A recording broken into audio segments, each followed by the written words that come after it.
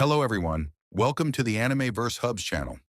In Swallowed Star, we witness one of the most explosive character reveals in the entire series, the true nature of King Zhenyan, better known as Truyan Knight.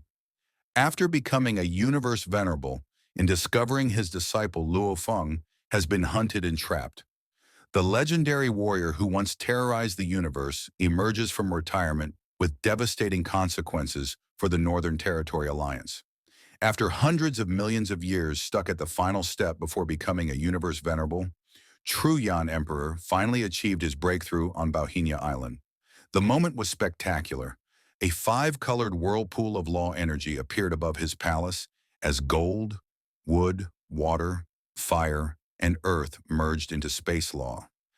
This portal connected directly to the origin of laws itself, allowing immense godly power to flood into Truyan's body.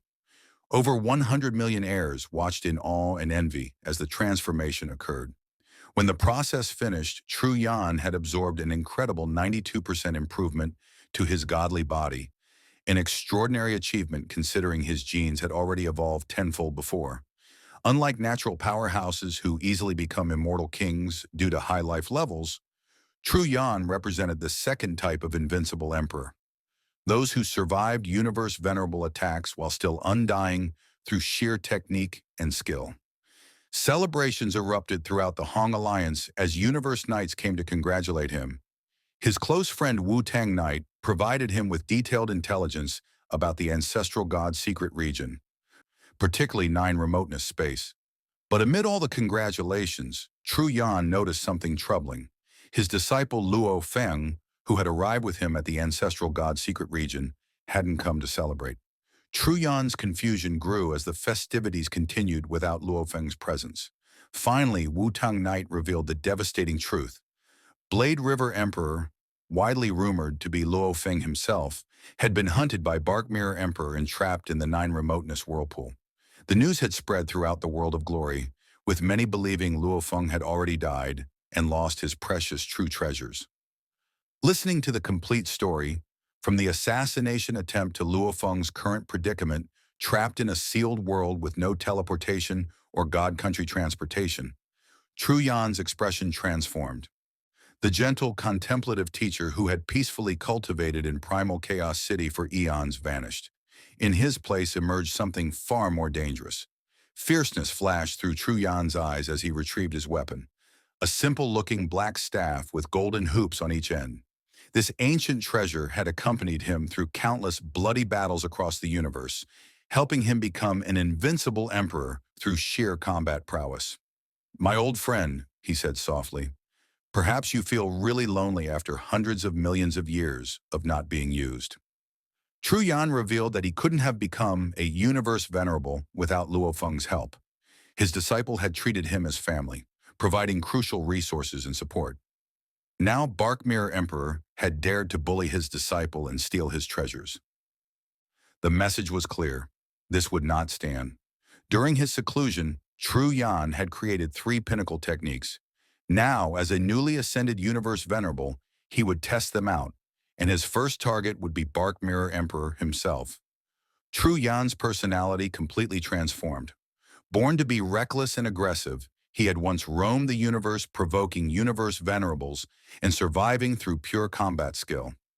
His time in Primal Chaos City had been an anomaly, peaceful cultivation while stuck at the final bottleneck. But now, with the breakthrough achieved and his disciple in danger, the real Truyan returned. He teleported to the spring portal leading to Nine Remoteness Space, traveling over 1,000 light-years in less than half a day, showcasing the incredible spatial mobility of Universe Venerables. When he arrived at Rock Island, the supposedly safest location in Nine Remoteness Space, Truyan didn't announce his presence or demand justice. Instead, he positioned himself at the apex of a mountain, sitting cross-legged with his eyes closed. He waited like a predator, relaxed yet ready to explode into deadly action at any moment. Based on Wan Feng Knight's intelligence, heirs adventuring in Nine Remoteness Space regularly returned to Rock Island to rest. Bark Mirror Emperor would eventually come back, and come back he did. The moment Bark Mirror Emperor appeared, Truyan struck with the full fury of a Universe Venerable who had perfected his combat techniques over trillions of years. The battle was brutally one-sided. Bark Mirror Emperor, despite his reputation as a tracking specialist with power rivaling Universe Venerables, found himself completely outmatched. True Yan's speed alone shocked everyone. He was significantly faster than Bark Mirror Emperor, who couldn't even escape despite his enhanced mobility. The Black Staff became a blur of devastating attacks, each strike carrying the weight of perfected technique and overwhelming power. True Yan nearly killed Bark Mirror Emperor in that first encounter, only stopped when the target desperately summoned reinforcements. Bark Mirror Emperor's savior arrived in the form of Wan Feng Knight, a sub-member of the Ancestral God School. Unlike ordinary Universe Venerables, Wan Feng Knight had completed significant levels of the Beast God inheritance, placing him close to Universe Overlord status. This was a completely different level of opponent, but True Yan didn't retreat. Even facing someone who clearly outclassed him, the newly ascended Universe Venerable engaged in direct combat. This was the warrior who had survived encounters with Universe Venerables. While still an undying fighter, fear wasn't part of his vocabulary. The confrontation between True Yan Knight and Wanfong Knight shook Nine Remoteness Space. Despite being outmatched, True Yan demonstrated why technique-based Universe Venerables were so highly valued. His three pinnacle techniques, honed over hundreds of millions of years of contemplation, allowed him to hold his ground far longer than expected. Eventually, the power difference proved too great. Wanfong Knight landed devastating blows, destroying 54% of True Yan's godly body, a catastrophic loss of power that would take significant time to recover. Yet True Yan managed what Bark Mirror Emperor could not. He escaped.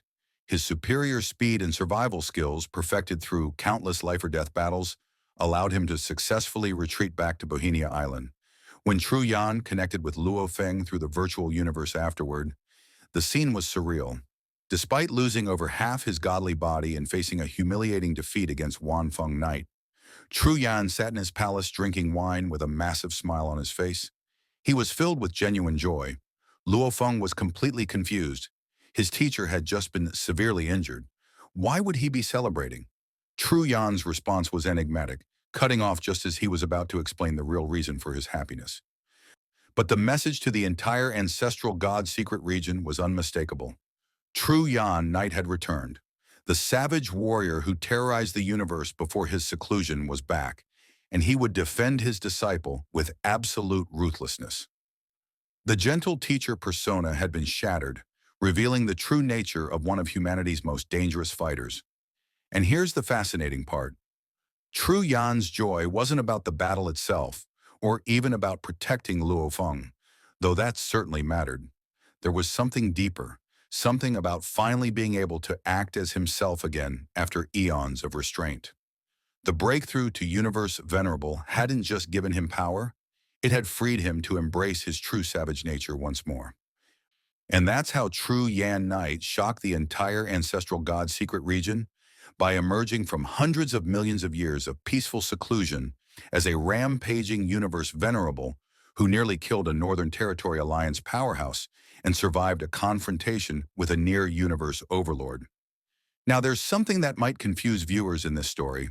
Why was True Yan so joyful despite being severely injured?